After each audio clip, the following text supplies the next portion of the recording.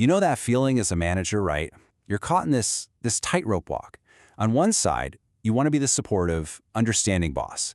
On the other, you've got to demand high standards. It can feel totally impossible to get right. Well, today, we're diving straight into that struggle, what we're going to call the accountability paradox. So picture this manager sitting in a coaching session just completely at a loss. And this quote, that's them. It probably sounds pretty familiar. Every single time they try to enforce a deadline or call out work that's not up to snuff, the relationship just tanks. People get defensive, they get resentful, but if the manager backs off, performance goes right out the window. It is, in their words, a total no-win situation. And that right there is the heart of the paradox. It's this feeling that you're constantly being forced to choose. Are you going to be too hard or are you going to be too soft? It makes accountability and a good, positive relationship feel like they just can't exist in the same room. But here's a thought. What if that entire way of looking at it is just wrong? And boom, that was the question the manager's coach dropped on them. A complete game changer. Suddenly, the problem isn't the action of holding someone to a standard, it's the psychological position you're in when you do it.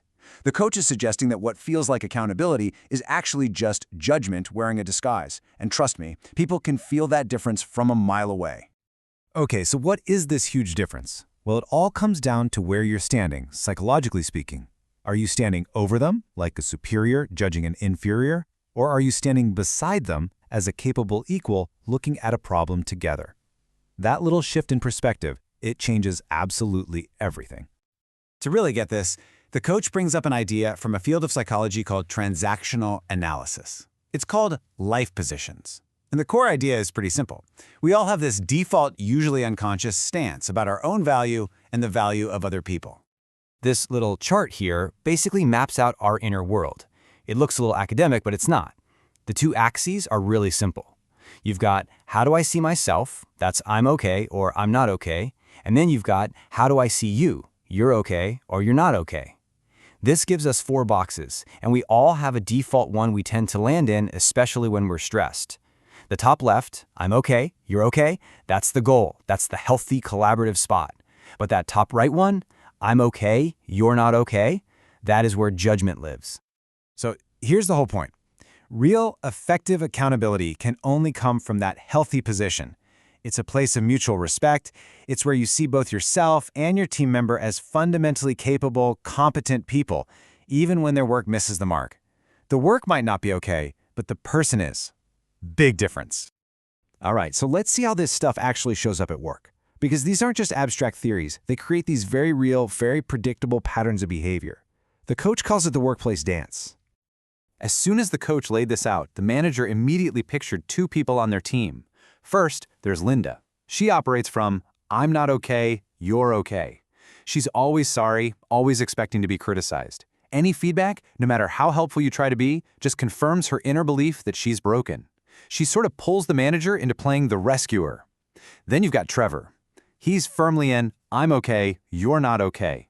He's arrogant, waves off feedback, and basically thinks he has nothing to learn from anyone. He pulls the manager into feeling defensive or small. And this is the trap. The second that manager gets pulled into Linda's dance or Trevor's dance, they are no longer in that healthy I'm okay, you're okay spot. They're either playing the role of rescuer or they're getting into a power struggle. Either way, you're not leading anymore. You're just reacting. And genuine coaching? Forget about it. It's impossible. So the big question is, how do you stop the music? How do you break the dance? How do you stay grounded in I'm okay, you're okay, and hold people accountable without it feeling like a personal attack? The coach gives them a really powerful, super practical tool, the psychological contract. Now, this is not a job description or a performance review. It's something deeper. It's a real adult-to-adult conversation where you and your team members sit down as equals and you just lay it all out. What do you need from me? What do I need from you? And this is the most important part. How are we going to deal with it when things inevitably go wrong? You're making all those unspoken rules and assumptions explicit. Just look at the night and day difference in the language here. On the left, you've got judgment. It's a top-down attack. This is unacceptable. It puts the person in the not okay box. But on the right, you have accountability.